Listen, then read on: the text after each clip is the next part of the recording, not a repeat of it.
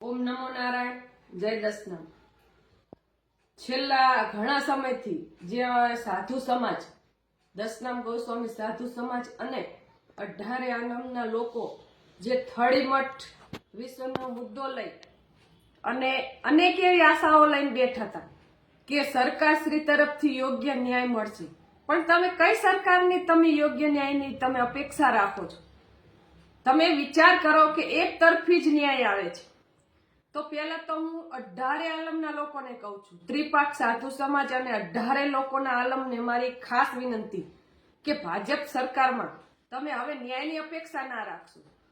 અને ભાજપ સરકાર જે સાધુ સંતની જે સત્યની લડાઈ છે તેમાં પણ ઊભી રહેવા તૈયાર નથી. અને તો આવી સરકાર પાસે ન્યાયની અપેક્ષા પણ શું રાખવાની? કેમ? તમે તો બધા હોદ્દા લઈને બેસી ગયા છો, એક સત્યની લડાઈમાં પણ તમે સાથ નથી આપી શકતા.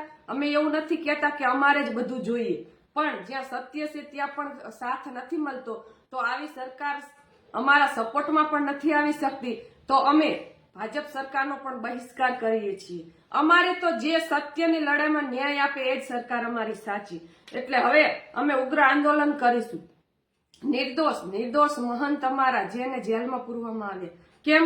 કારણ કે સત્યની લડાઈમાં આગળ હતા, અનેક રીતે કૌભાંડ કરી તેમને ફસાવવામાં આવ્યા, પણ કોઈ વાંધો નહીં. ભગવાન ભોળિયોનાથ અમારી સાથે છે. અને ધર્મમાં તો ભગવાન કૃષ્ણ ભગવાને ખુદ ગીતામાં કહેલું છે કે જ્યાં ધર્મની હાનિ થશે ત્યાં અમે જરૂર આવશું. તો અમને શું આ સરકારમાં ન્યાય નહીં મળે તો મારો ભગવાન ભોળિયોનાથ શું અમારી રક્ષા નહીં કરે? ગમે ત્યાં સત્યની લડાઈમાં તો ભગવાન જરૂર ઉતરશે. એટલે માટે હવે હું 18 આલમને કહું છું કે ભાજપ સરકાર પાસે કોઈ ન્યાયની અપેક્ષા ના રાખશો, કારણ કે આ લોકો બધા મળેલા છે, આપણને કોઈ યોગ્ય ન્યાય મળતો નથી. એટલે હવે હું નારી શક્તિને પણ બે હાથ જોડીને વિનંતી કરું છું કે તમે જે મારી બહેનોએ પણ મને સપોર્ટ આપીને કહ્યું, બેન હવે અમે નારી શક્તિ પણ તમારા સમર્થનમાં જોડાવી છીએ, એટલે મારી બહેનોને પણ હું ખૂબ આભાર વ્યક્ત કરું છું કે તમે મારા સમર્થનમાં સાથ આપ્યો. એટલે હવે આ કળિયુગમાં તો મને એવું લાગે છે કે સરકારને સાધુ સમાજની પ્રોપર્ટી ઉપર પણ નજર છે, કારણ કે જો સાધુ સમાજને એ ના છોડતા હોય તો બીજા લોકોને શું છોડે? અને અમે તો માના ઉદરમાંથી બનેલા સાધુ છીએ, કોઈ ખોટા કે પાખંડી સાધુ નથી. જો સત્ય સનાતનની લડાઈમાં જો સરકાર સાચા પક્ષમાં ના ઉભી રહેતી હોય અને સાચો ન્યાય ના આપતી હોય તો એવી સરકારની પણ અમારે કોઈ જરૂર નથી. અને જો તમે સાધુ સમાજને યોગ્ય ન્યાય નથી અપાવી શકતા તો એવા તો ઘણી પબ્લિક લાખો ભારતભરમાં છે, એને પણ ક્યાં યોગ્ય ન્યાય મળે છે?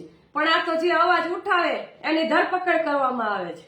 જે અવાજ ઉઠાવે એની ધરપકડ કરો, એને દબાવો. આ કોઈ યોગ્ય નિર્ણય નથી. અમને તો જે ન્યાય અપાવશે એ અમારી સરકાર. ઓમ નમો નારાયણ. જય દસનામ.